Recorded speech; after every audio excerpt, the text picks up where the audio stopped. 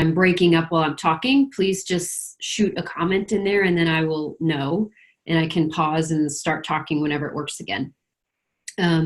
So for career Q&A, this is open. You guys are welcome to pop anything in the comments that you have, whatever it may be career related, and I will answer it. I was trying to get some questions and everything like that from beforehand in the comments and things like that. But it looks like we're going to have an hour just full of, open conversation. So please pop your questions in the comments right now, and I will look at them and answer them now. One of the number one questions that I get is about, childcare and working from home and how it's so tough because we live a very transient lifestyle as military spouses and we move a lot. So it's more about retention and it's more about longevity in your career as opposed to getting a job for a lot of spouses. In general, my experience working with military spouses is that we are very well educated, we work really hard, and we tend to be, just in general, hiring a military spouse is good for business because we get in there and we work our butts off and we do good things for the companies we work for. So while we sort of wait on comments and everything like that to come in, I'll just go on a dialogue, or maybe Vernice, you might have a question that we could start off with. But yeah, we'll.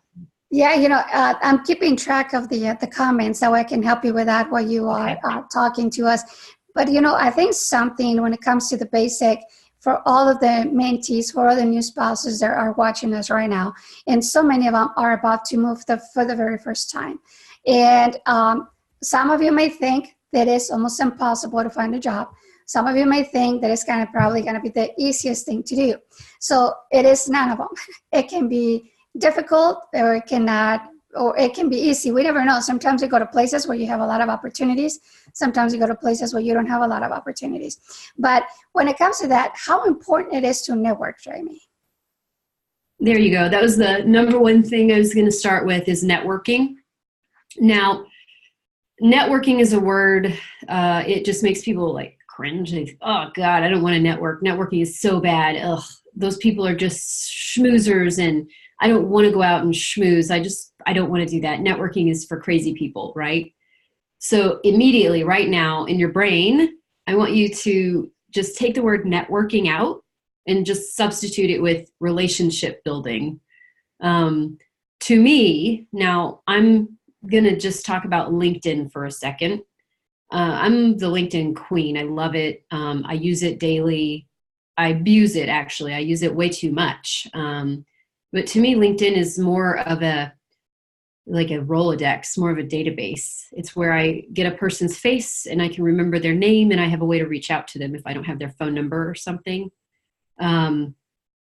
But for networking's sake, let's just substitute the word networking with relationship building. It is better to have 5 good contacts who you feel comfortable talking to, who you feel comfortable sharing your resume and your information back and forth with, asking for feedback from, than it is to have 100 acquaintances, especially if you're uncomfortable approaching those acquaintances.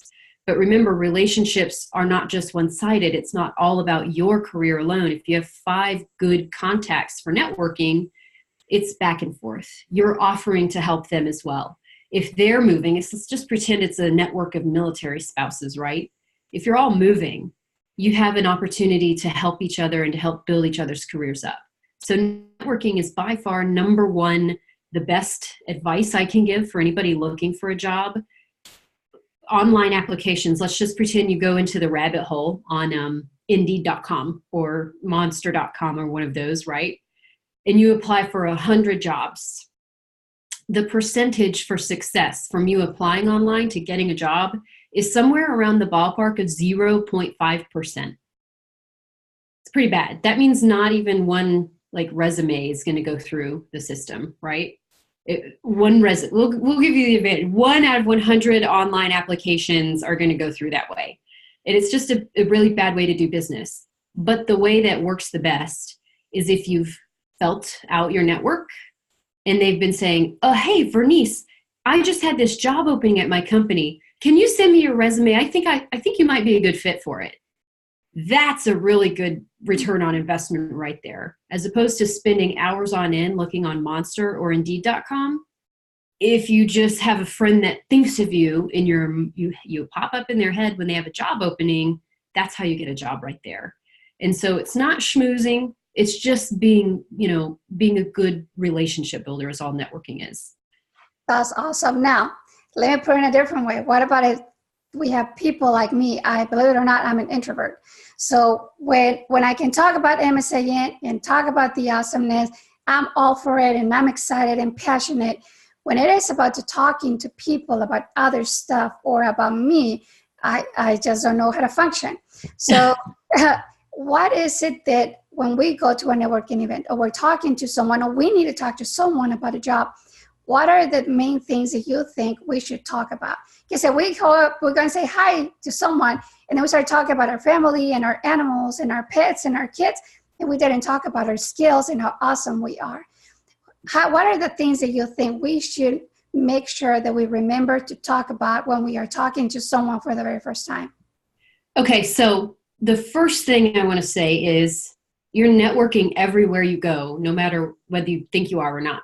You're networking at the dog park. You're networking when you wear your PJs to the grocery store. You're networking when you drop your kid off at daycare. Every single place that you go, you are networking, whether you realize it or not. Wow. Are you doing it well?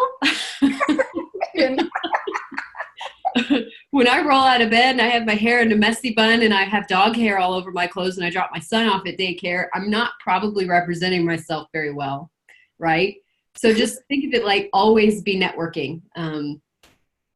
So think about everywhere you go, you're networking. You just want to have a good reputation in general. But more importantly, what your question was how do I sell myself? How do I talk about myself?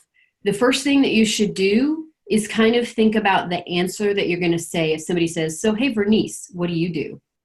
Mm-hmm. How do most military spouses answer that from your experience? What kind of stuff do they say? Oh my God.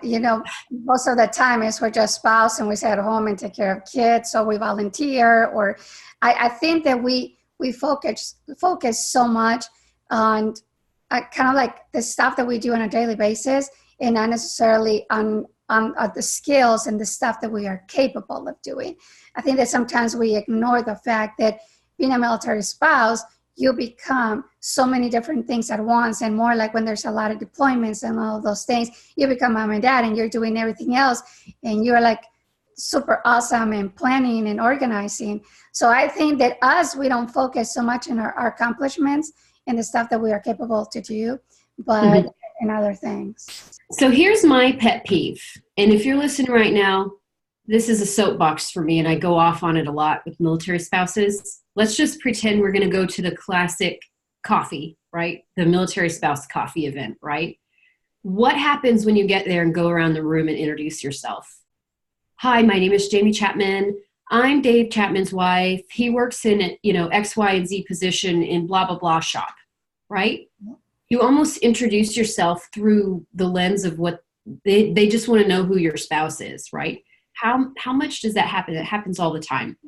And so the way you need to think about selling yourself is kind of the core of your question is, how do you want people, when they think about Vernice, how do they want to think of you? Vernice is so-and-so's wife. Is that what you want them to think of you? Or do you want them to think of you as Vernice, the president of MSAN that has 10,000 members, right? That's how you want them to think of you, not for who we tend to explain ourselves to other people in what our roles are in society. I'm a wife, I'm a mom, I'm a volunteer, whatever it may be, right? And so we tell our story in that lens.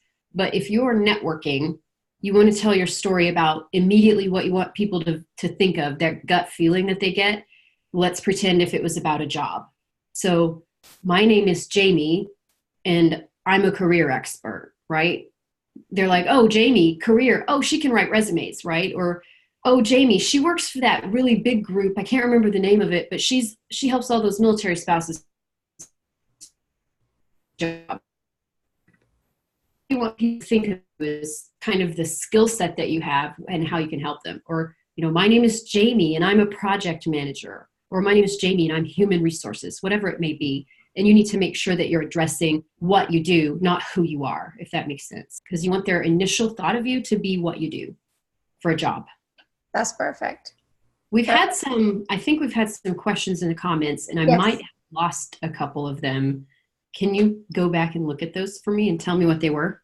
Yes, so I'm trying to, Casey had asked a really good question about if mentioning that you are a military spouse in an interview or an application, what do you recommend? What do we even mention that we are? This question is so divisive, Casey. Do I say that I'm a military spouse on my resume? Do I say that I'm a military spouse on my cover letter, whatever it may be? A lot of people will tell you horror stories about that time that they name dropped the fact somewhere in an interview somewhere that they were a military spouse, right? Yep. And the fact that they think they didn't get a job because they're a military spouse and a company didn't want to hire them because they knew they would move soon, right? I mean, how many times has that happened? You've heard people say the horror stories. Now, you're talking to Jamie here, and I'm a big fan of not only getting a job, but getting the job that you really want, the job that is the career of your dreams, right? And if you're a military spouse and that's a part of your identity, I think you should be proud of that. Being a military spouse means a lot of really good things, right? It means that you're resilient and you're adaptable and you can manage overseas moves, right? Yep. It means that you have kids and you work miniature miracles every single day just to be somewhere on time. And you're usually pretty educated if you're a military spouse, right? You have all of these highly, highly, highly tangible skills and a lot of value to bring to the table. So here's my opinion. Now, keep in mind, like I said, this is divisive and my opinion is my own. You can do whatever you want after this call is over. But if you align yourself with who you are on your application, and if you say, my name is Jamie Chapman, and I am a really super duper proud military spouse, you're going to find an employer who's good with that. They're going to think, oh, wow, she's a superstar. Look at her. She's moved all over the place and whatever. And she's also a military spouse, and she's super proud of that. It's a part of her brand, right? Yep. You might even find an employer who will not only like the fact that you're a military spouse, but work with you to keep you on board long term. And it's a really good idea to kind of look up military-friendly employers and military spouse-friendly employers. There's a really cool place we can drop in the comments where you can look up places like that. But it's just, it's a lot. Like I said, this is a divisive topic, Casey. I could go down a rabbit hole all day and talk about it. But the point is, if you align yourself as a military spouse, the odds increase that you will find an employer that supports the fact that you're a military spouse. And that's kind of the goal. That's what we all want. We want an employer that is long-term, going to stick with us, right? They're going to keep us on board, not just for that one PCS, but they might work with you to transfer you or keep you on and work from home if you PCS somewhere else. That's kind of what we all want. Yeah. Do we have any more questions? I saw a couple pop up. For some reason, I can see like only 3 or 4 comments at once, and then they move. Yeah, they move. Yeah, that's same with me. I'm trying to keep up here. You know what? Julie made a great comment. A lot of the times, you already have an amazing job, and then it's time to PCS, and you have to leave your job. How hard it is to leave something that is an amazing job. And, you know, that happened to me when I was Indian spouse. I had a really good job, and it was time to go.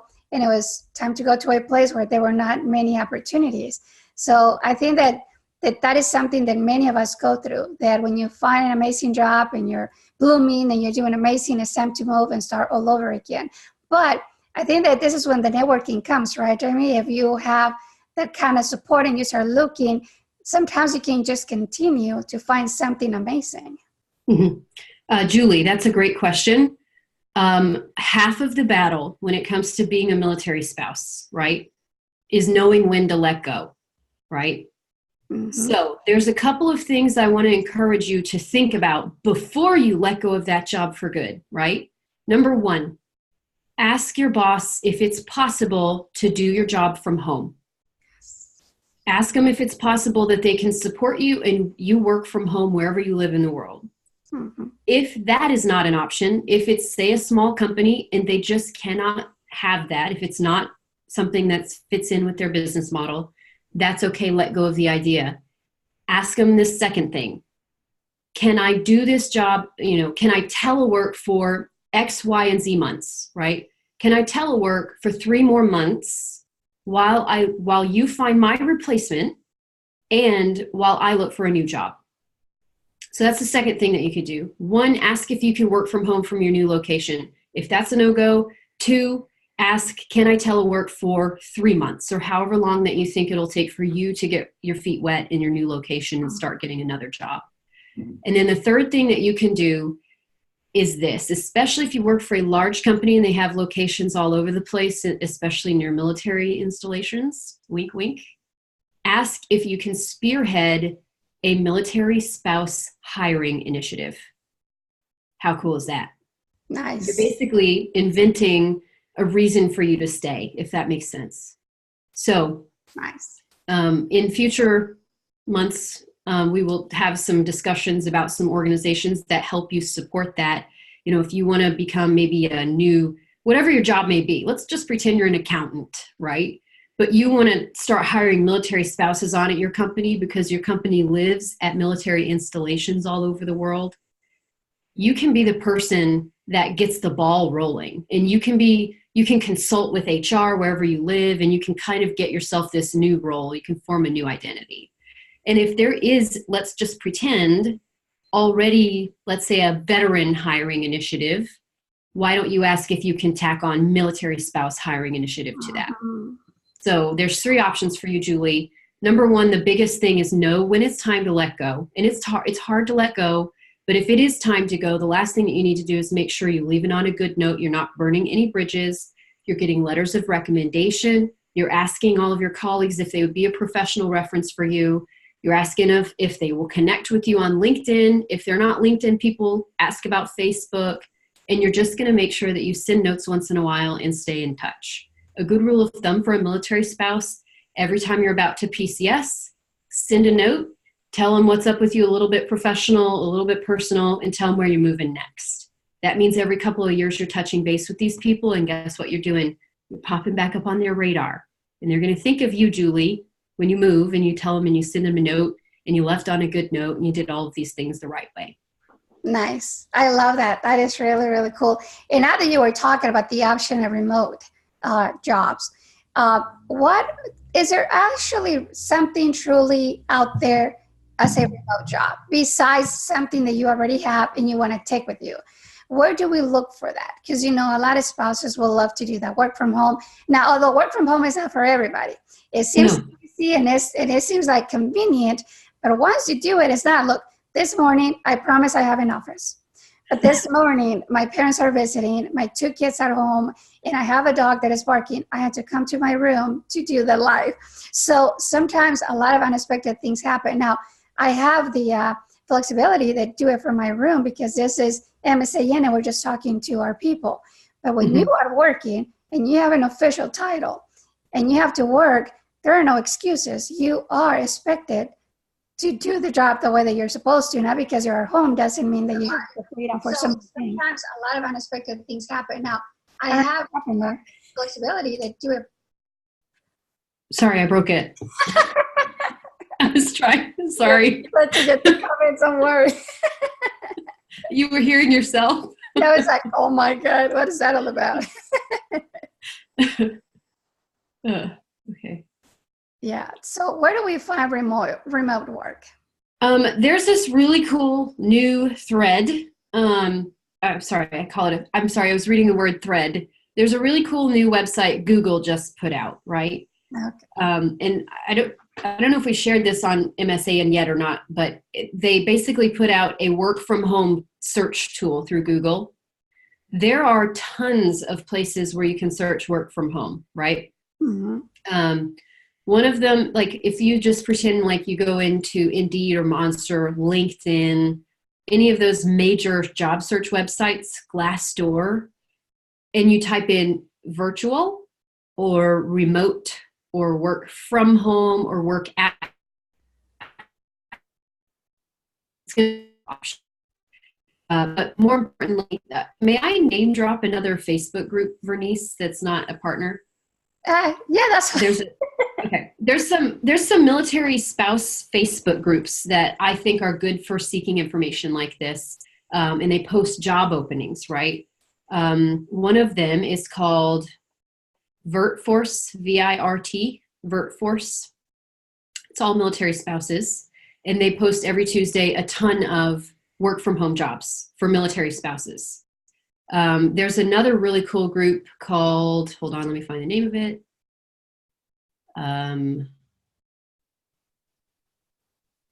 Career Military Spouses. It's just a networking group for military spouses. You hop on there, you ask your career questions, and then they try to answer them. A lot of people will chime on to Career Military Spouses and post job openings that are work from home. Or they'll get on there and say, hey, if you live in San Antonio, we have a job for you, and we want to hire a military spouse, right?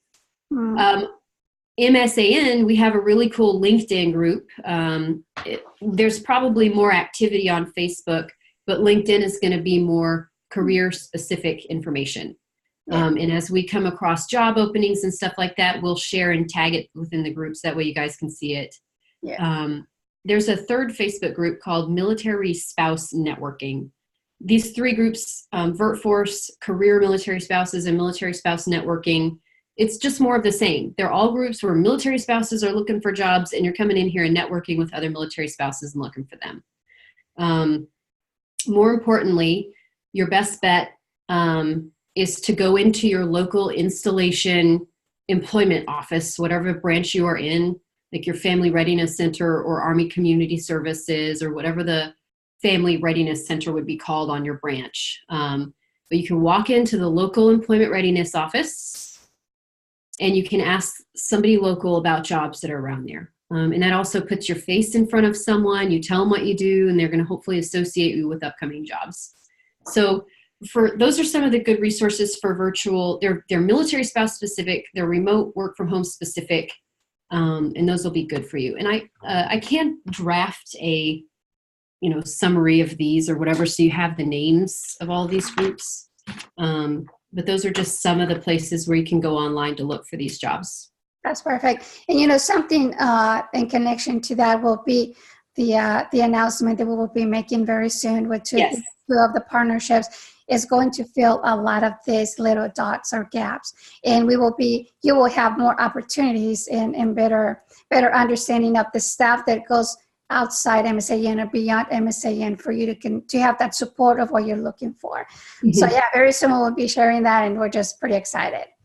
Yeah. And so we are officially partnered with MSEP, Military Spouse Employment Partnership. And they are exactly what they sound like. MSEP is partnered with a ton of employers who are looking to hire military spouses.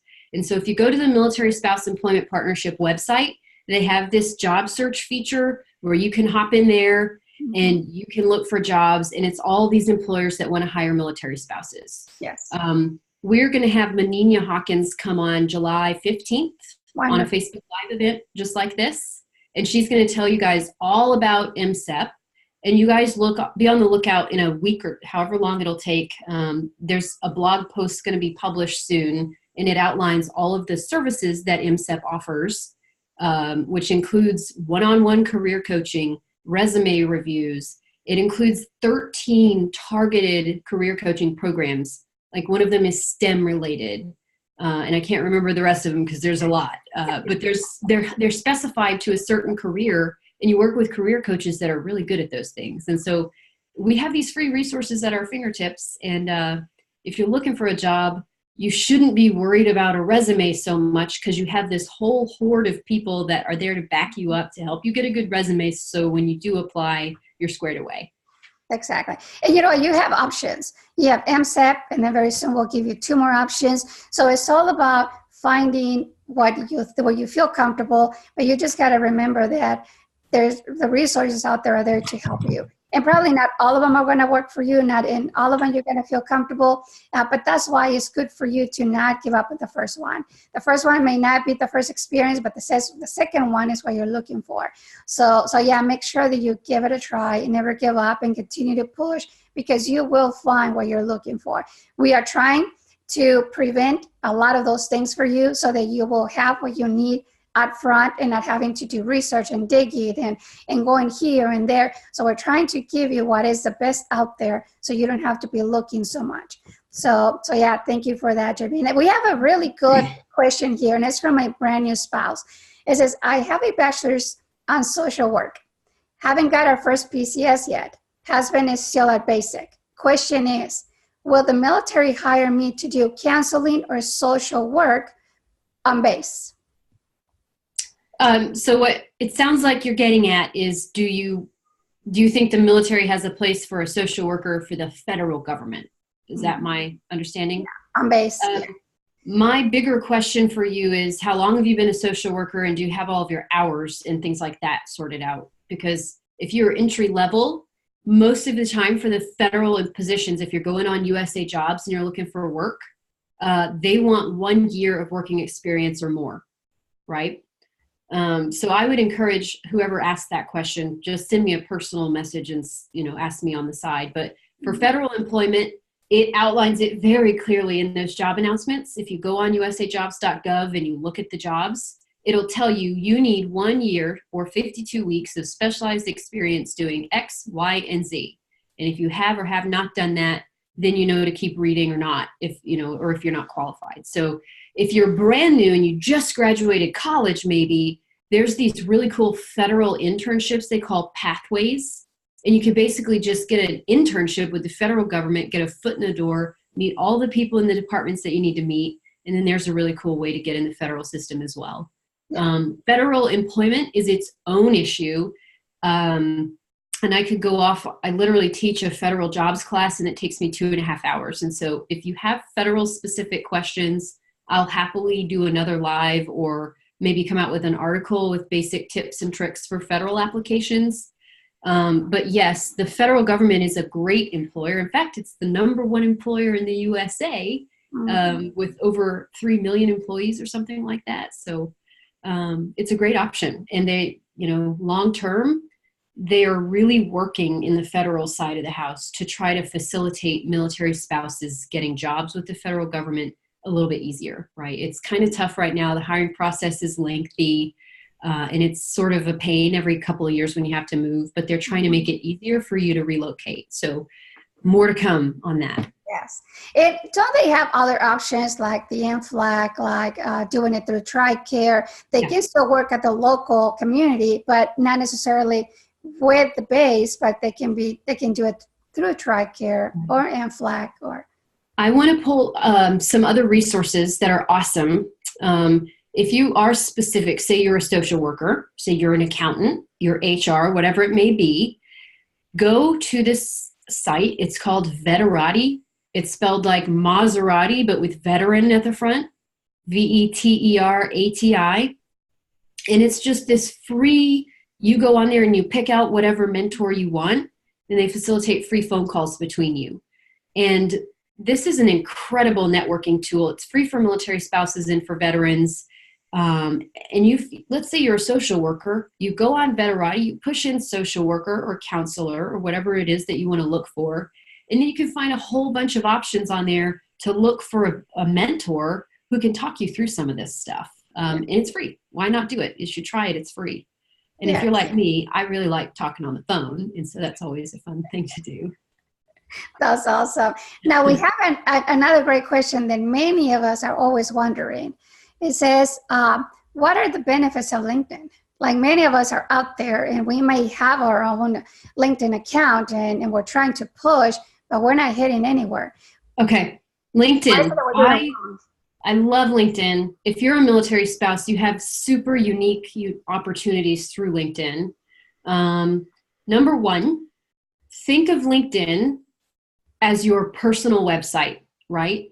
If you apply for a job online, then a recruiter somewhere who's looking at your resume, and if they're interested in hiring you or bringing you in for an interview, they're going to look up your name and your LinkedIn account's going to pop up.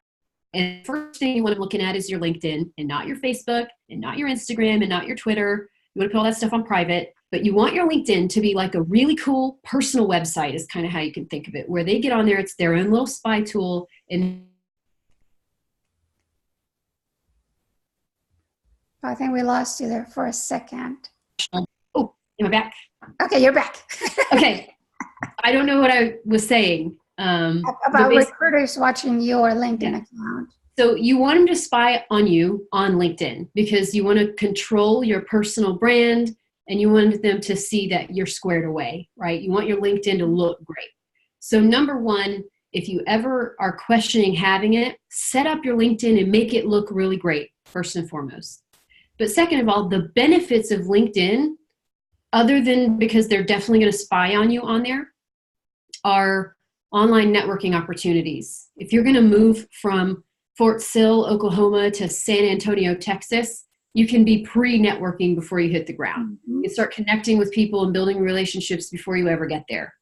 But the problem is people build a LinkedIn, they leave it alone if they're not looking for a job, and they let it collect cobwebs. And if you guys know anything about social media and you've heard people complaining about algorithms, LinkedIn's algorithm is all about activity, okay?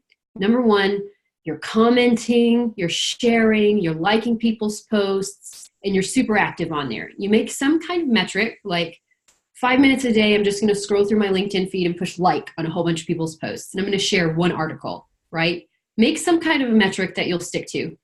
But if you're not active on LinkedIn, nobody's finding you. You're not popping up on anyone's feed. But if you are active and you're sharing and liking and commenting, writing articles and publishing them through there, every time you do an activity, let's just say Vernice likes one of Jamie's posts, Vernice's name pops up on my feed to my 2,300 LinkedIn connections. And that's 2,000 sets of eyes on Vernice, right? Or however many connections that they have. So I always recommend find LinkedIn influencers. I know I hate that word, but that's what they're called. They have 10,000 or more followers in your niche, whatever your niche may be. You know, if you're a veteran employment advocate, then you go find people who are influencers in the veteran employment space and you start liking all of their posts, and then your name pops up in front of 10,000 people that are their followers, if that makes sense. So LinkedIn, if you let it collect cobwebs, it's not going to work for you like it should. That's just all there is to it. But at a bare minimum, set it up and make it look really nice so that when they spy on you, it looks good. Nice. Love that. That's pretty cool. Well, one more question. Well, we have a few questions here. So one more. How do we do it when we have to deal with multiple deployments? Sometimes some people may feel like that they have to stop working because now they got to be at home to be mom and dad, and things get a little crazy. Every single time they deploy, everything breaks and everything happens. So do you have any tips? What do you recommend? So my biggest tip for this is, whether you believe it or not, you are the author of your own career. All right. That sounds crazy. But the thing is, you're not a victim at all. You are a proud military spouse, by golly, and you are in control of your career, not the military. So think of it that way, right? If you think that you have the power with your career, when a deployment comes around, the thing that you get to do that's really cool is you can build in flexibility, right? You don't have to work a traditional 9-to-5 job. You can take a year off and be a stay-at-home mom. You can take 10 years off and be a stay-at-home mom. But you come at it with the fact that my name is Jamie and I am staying at home for a year because I want to, not because I have to. If you just make that little shift, if you approach your career like you're in control, even gaps or tough times when your spouse is deployed, if you think of it as I am in control of my career, you're going to have a heck of a lot of an easier time justifying those choices. I want to stay at home with my kids this year because my husband is deployed. Or I want to work at home and maybe do freelance writing gigs whenever I feel like this year because my husband is deployed. One year when my husband deployed, I stayed at home with my infant son and I dog sat. I watched people's dogs for them. Totally a waste of my talents, but I had to do something. And so I was like, I love dogs. I'm going to have some extra dogs over. It'll be great. And so I came at these decisions with confidence, and I thought, I'm going to stay at home and watch people's dogs, and darn well going to be proud of it. And it's not something to be ashamed of. I am not a victim of the military life. And so if you approach your career in that fashion, it doesn't matter what you do, you're in control, and you're going to be the one making those choices. So that's my biggest tip, is build in flexibility, build in permission to have some grace for those tough years. If you're going to be alone for 6 months with 3 kids, well, by golly, you don't have to do as much as you feel like society says you have to do, because you're in control. So that's up to you. But really the biggest thing is, considering that you're the author of your own career, you get to build in flexibility. If you just want to create a profile on Upwork and freelance, then do that. Just take 1 gig a week instead of doing the full-time 9 to 5, because it takes a miracle to get out of the door on time to be anywhere with 3 kids, right? Mm-hmm. So kind of approach it like that. Think of, you are in control of your career, and by golly, if I want a year off, or if I want to just work part-time this year, then it's okay. You have a little bit of grace there. I love all that empowerment. That was pretty cool. That was awesome. Perfect. So we have another question, a really good one. Best resume tips. Oh boy. I think so first of all, we need to have a live just on resume. Yes. What are the main tips? So first of all, if you ask 100 people how to write a resume, you're going to learn to write, that's totally messing up my own quote here. You ask 100 people how to write a resume, you are going to learn 100 different ways to write a resume, right? Mm-hmm. Yep. So first of all, resume hack number 1, don't write what you did. Hate those kind of resumes. Like, I could describe, let's just use HR as an example. Reviewed 100 resumes weekly and sourced candidates, right? That's pretty basic. But you could just say, led HR department and 5 employees. Right? What you want to highlight on your resume, because your resume, think of it as a very valuable piece of real estate, and every single thing that you have on it should be highlights of your career, not just what you did. So you're going to say, let's pretend you got an award. You were the employee of the quarter. And there was a reason for that. It's because you found 3 candidates who got promoted later and whatever, and they ended up being company leadership or something like that. And so you want to highlight sourced high performers and blah, blah, blah, awarded employee of the quarter, right? You don't want to highlight the fact that, you don't want to say, here's what I did at my job. You want to say, here's why I'm the best at it. Does that make sense? Yeah. Now, for the federal government, like I said, that's a different beast. If the federal government asks you in the job announcement, do you know how to use a fax machine? Then you have to write in a federal resume, I know how to use a fax machine, right? Address it, yeah. They can't make any assumptions. So federal resumes, let's put that and table it and talk about it later. But for your corporate, 1 to 2 page style resume, number 1, highlight accomplishments. The next thing you want to do is, let's see. Let me pull up something here. I've got to go because there's too many tips. If there's any more questions, Bernice, you can ask those now, and I'll pull up some resume tips. Okay, perfect. That's good. So there's another comment about how difficult it is many times when we are trying to find a job, you find a job, but then now the obstacle is daycare. Daycare. Mm-hmm. Daycare is always number 1 issue, I think, one of the top issues with military spouse jobs. Because oftentimes the on-post facilities are full, and there's these huge waiting lists, and private nannies are expensive, and off-post daycares are expensive. I would love to see Casey chime in on the comments with what she does. They do some kind of, I know she child swaps with people, right? So there's usually a buffer period when you first PCS. And let's just say you did your networking right? And you have a job lined up right when you land on the ground in your new location. Good for you. Now what are you going to do for 3 months while you wait for the childcare facilities to have a spot for your kids? If your kids aren't school aged yet, you might have to work on something creative, right? You might have to think about hiring a nanny and coughing up that money for 3 months. You might have to think about, asking your friends to help out, or if you're near your family, asking your family to help out. You might have to think about taking your vacation in front if you or something like that. You gotta ask around. The thing here is people are afraid to ask for help, right? And so I think that a lot of the reason we have problems finding childcare is because we're afraid to ask the number one resource at our disposal, our friends. We're afraid to ask our friends for help, our neighbors, the people who we know, like maybe have a stay-at-home mom that lives near you that you like, and you're afraid to ask for help, right? So I think the number one thing is don't be afraid to ask for help. And if you keep getting the door shut in your face, then it's time to get creative. You may have to pay a little bit more up front. And I believe that most of the branches have some kind of like a subsidy if you have to go off post and pay more than what it would cost to go on post. You might have to look into your local resources to see what kind of subsidies and stuff like that are available to offset the expense while you wait anyways. Perfect. So that's always a good question I get, but don't be afraid to get creative and don't be afraid to ask for help. Perfect.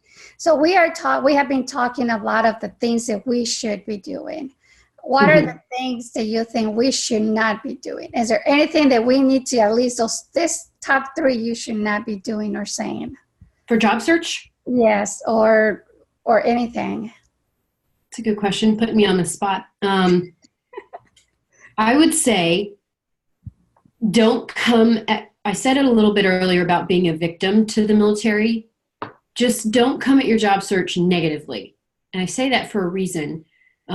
If you come at your job search and you feel as if you're the victim of your career, you're a victim of the military, it shows up. And what I mean by that, having sat on the interviewing side of the table, when you have a candidate that doesn't feel confident, you can tell. From a mile away, you can sniff that out. Mm-hmm. And so what I'm telling you is that sure, you may be introverted. Sure, you may move a lot. Sure, you may have a childcare emergency situation going on at home.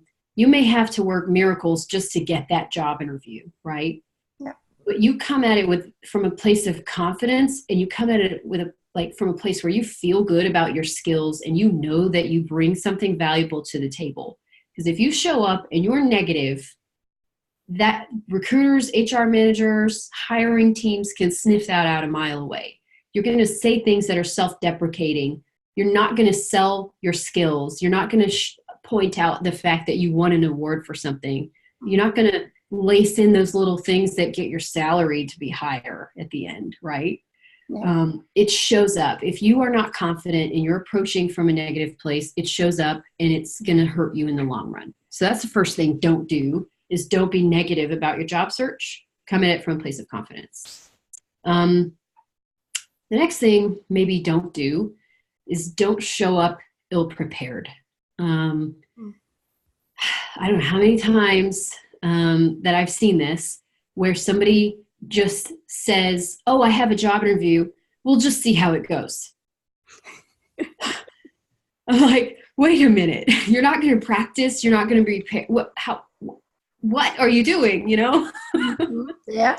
Some people just think that, I'm social. I can get through it. It'll be fine. But let me tell you, you are a military spouse and you have all these really cool free interview services that you can use. You should, by golly, be using them, right? There are so many free things that you can use to prepare for these job interviews. Not preparing is just inexcusable. And so it happens so many times. The application went flawless. You get your foot in the door and you have the job interview, but you didn't even practice a lick. And then you don't get the job. Yeah. Or you get a really, really lowball salary offer. And it's just not cool. And so when you hear military spouses talking about taking jobs that are beneath them, have you heard that before? Yes. I'm overqualified for that job. Mm-hmm. About half of it is being ill-prepared. And I hate to say it, but if you do the work and you prepare, you're going to show up and you're going to feel confident. You're probably going to get that job. But if you don't prepare, I think Barbara Corcoran made a quote, basically, for every 2 minutes of preparation, I get 1 minute of confidence, or something like that. I think it was in her book. Nice. So that's a good thing to think of, is basically if you have one job interview and you think it's going to last an hour, you should probably prep for that for a couple of hours. when you're alone in your car for 30 minutes, you should probably be practicing your interview questions, even though the person at the red light next to you thinks you're crazy, right? You should probably be practicing. If we do it singing, why not practicing talking like if we were at an interview, right? Yeah. Exactly. But you know what? Sometimes we have, so many of us, they apply for a job and they were like, well, we'll see what happens. I'm sure I'm not going to get it because I never get the job.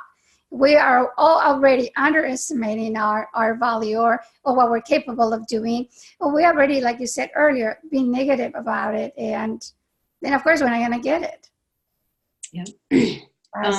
My third don't do this tip, my last one, don't hang around people that don't serve your higher good, right? If you want to get a job and you're hanging out with a bunch of people who don't have jobs, you're not serving your highest good. Jim Rohn, I think is his name, he has this quote, you are the average of the 5 people you spend the most time with. And if you're spinning around with 4 other people who are talking about how they're victims of their career and the military sucks and they have to move a lot and they can't find a good job, then you are hanging out with the wrong people, right? If you are a career-minded person, you need to hang out with other career-minded people, right? And we all have a tribe and we all have people that we like and our friends, but you just got to think about who the people that you're spending time with rub off on you, and you just surround yourself with people that serve your highest good. So that's kind of my final, don't hang out with people that are keeping you stuck. I love that. That's great.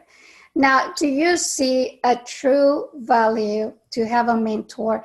Not the mentorship that we provide, because we provide a mentorship for the military lifestyle benefits resources, but just one for your career. 100%. Because even though you're a military spouse and you move around a lot, I think that I'm going to steal this quote and I can't remember who it was now. My husband, being a military guy, right? One of his mentors told him, Dave, you need a godfather, right?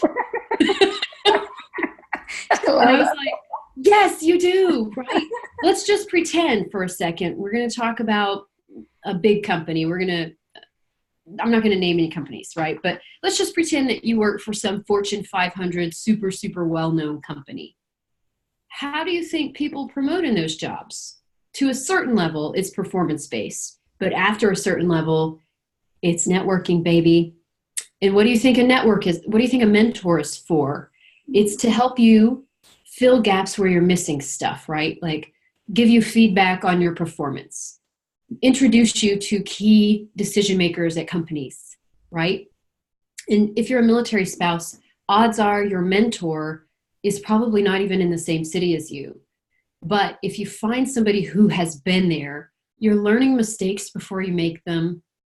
And that's a really big advantage. You don't want to make the mistake and then backpedal and all that crazy. So I think that mentorship is one of the most important things that you can do for your career, because they'll open the door for you and fill in gaps where you're missing skills or missing, like if you need to know an HR director and you don't need to know an HR director, your mentor probably does. But the kind of thing I'm thinking is people are probably saying, well, how do I get a mentor? I don't even know. That seems so crazy to me. You just tell somebody that you admire them and you want to learn from them. It's as simple as that. You just reach out, via email, in person, and you just tell them, man, I really respect you. You work hard and I would just love to sit down and grab a coffee with you and learn from you, right? It's as simple as that. People love talking about themselves.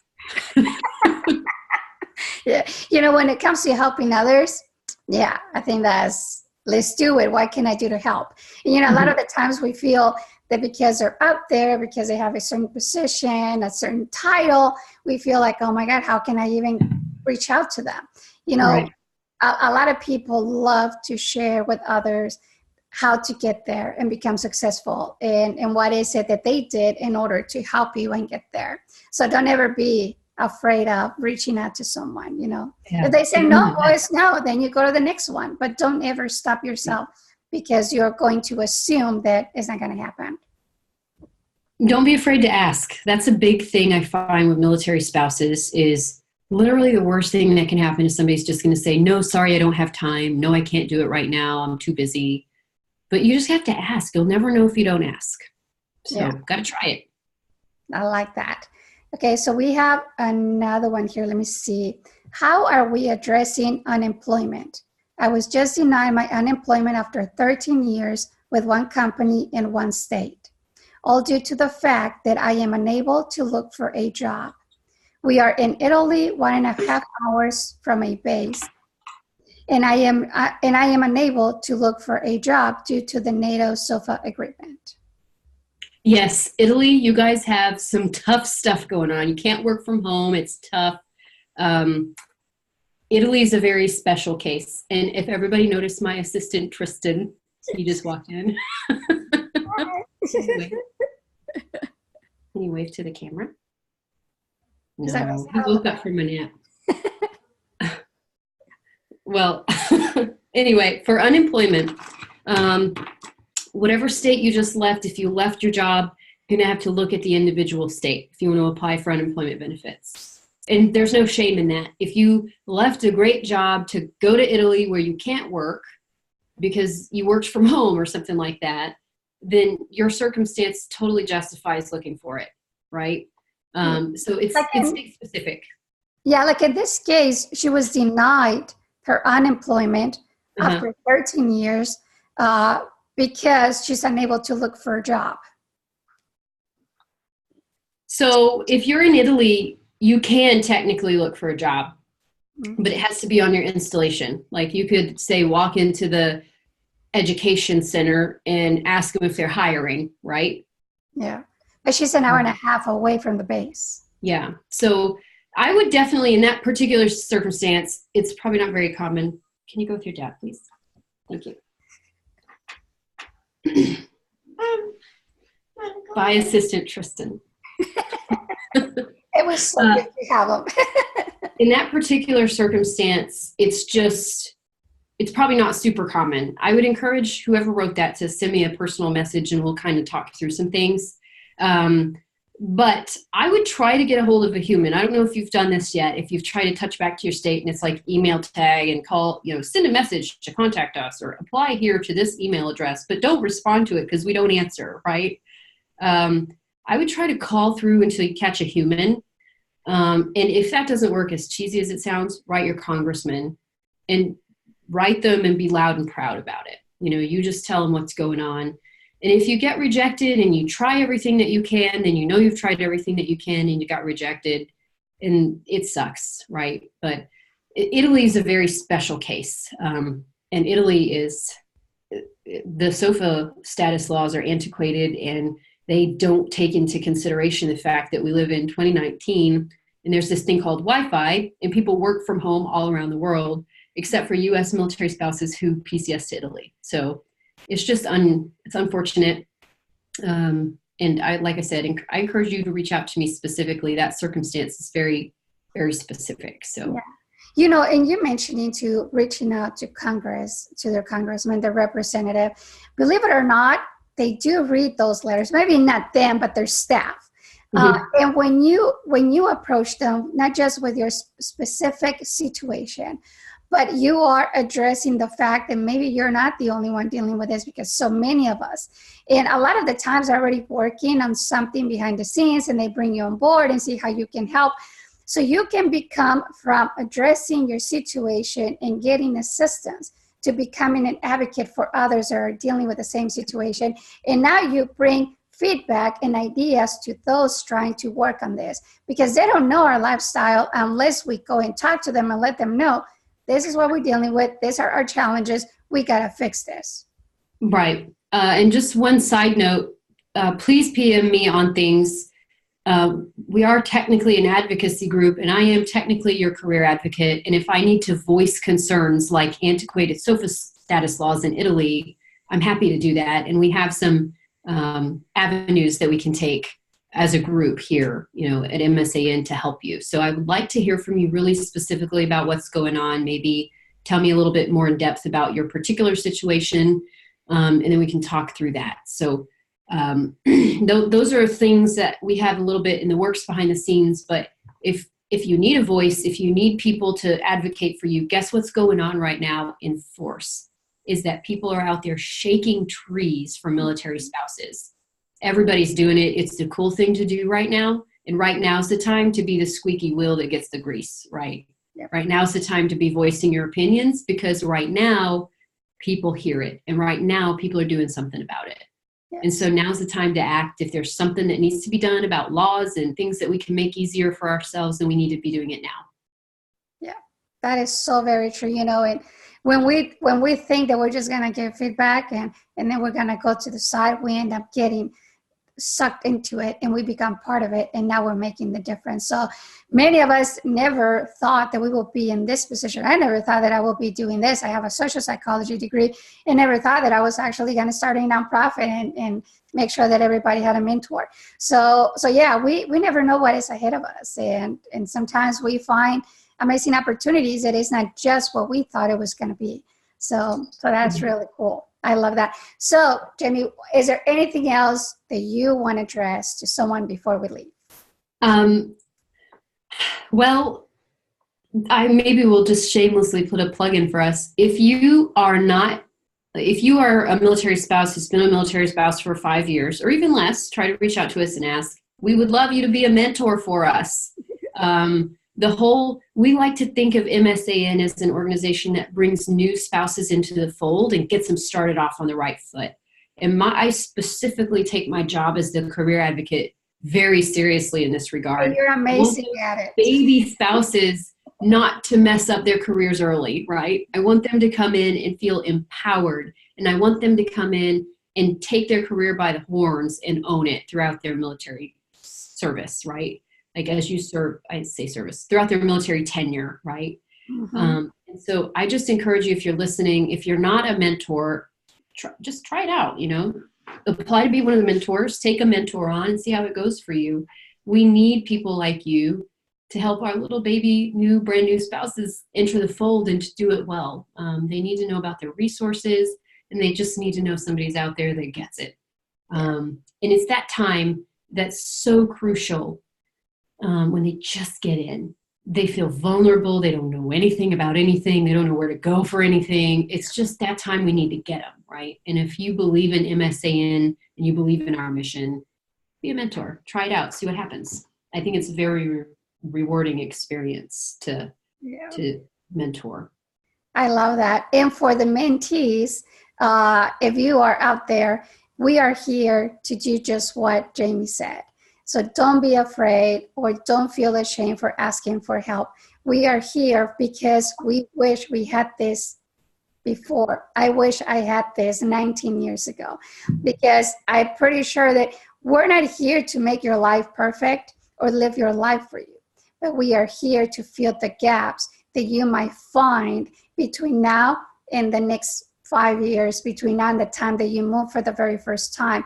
We are here to help you and to teach you how to walk through those obstacles, because when you're alone, it's a lot more difficult. And this is your very first experience. And remember there's a saying that first impressions is what? So if you have the bad first impression of the military, it's going to be really hard for you to change that throughout the years. So allow us to help you and to teach you and to show you that this is not that bad when you have someone by your side helping you, mentoring and empowering you. So yeah, I agree with you, Jamie. So you heard I came into the military spouse life after I had served in the Army for 6 years, and I was like, what is going on? This is different.